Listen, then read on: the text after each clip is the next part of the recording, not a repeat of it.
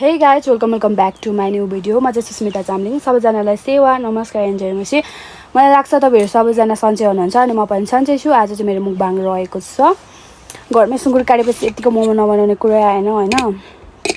कस्तो खानु मन लाग्छ यार। अनि यो मोमो भयो फ्राई गरेको।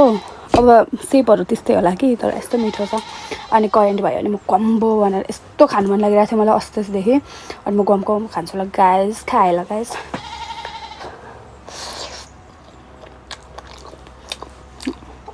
जाडो महिना छ सेलिसकेछ।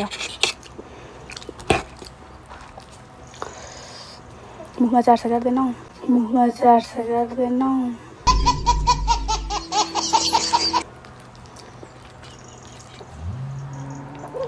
गाउँघरमा यस्तै होला गाईको आवाज, बाख्राको आवाज, कुखुराको आवाज आइरहेको छ ल गाइस।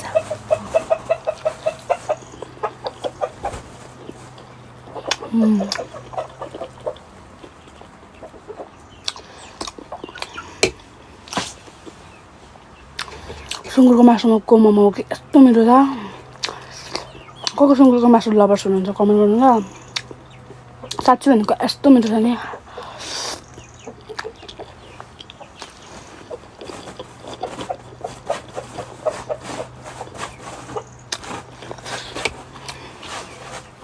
कपाल डिस्टर्ब गर्दछ नि साथीहरु।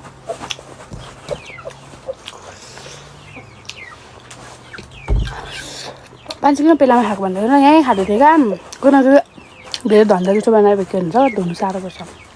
Oh my god! Wow!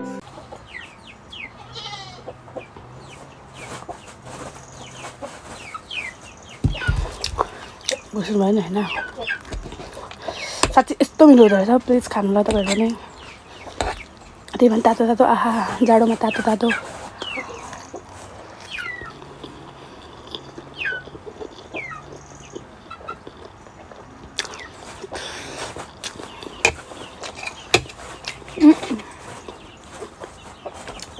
मोमोको अचार त मुनि पनि पसिसकेको छ हौ।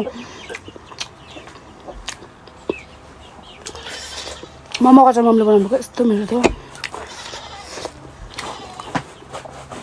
एक दिन भइसक्यो होला मैले भातै नखाएको। मोमो खायो मासु खायो त्यतिकै जाँदैछ।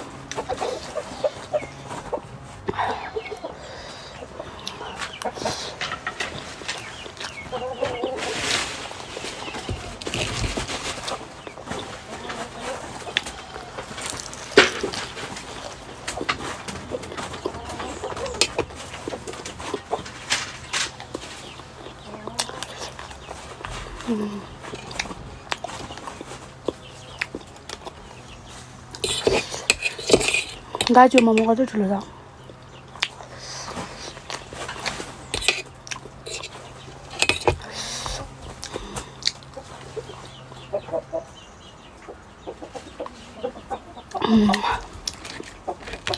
साइज चाहिँ मलाई बनाउन आउँछ कि तर यस्तै हो। यस्तो मिठो छ यत्रो म खान सक्दिनँ।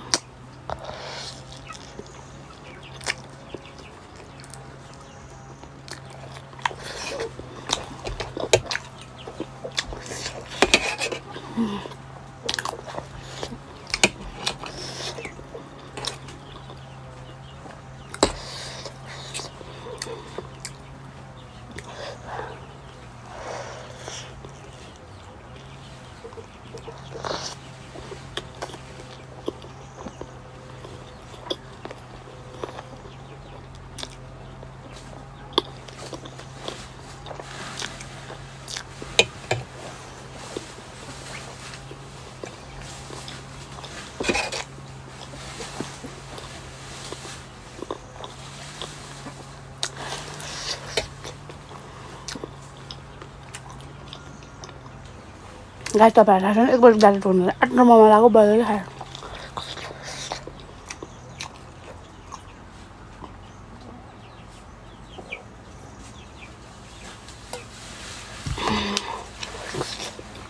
हातले खान्छु ल।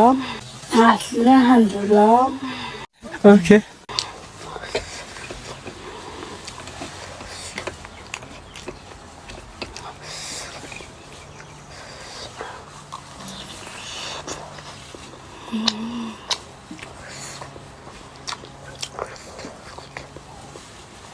फर्स्ट टाइम होला हौ म यति मिठो मोमो बनाएको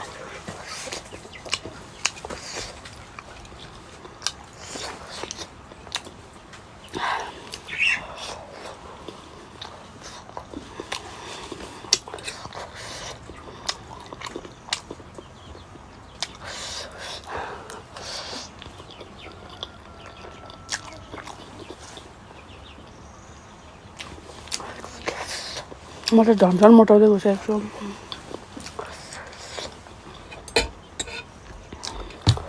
कस्तो छ मोमो पनि आयो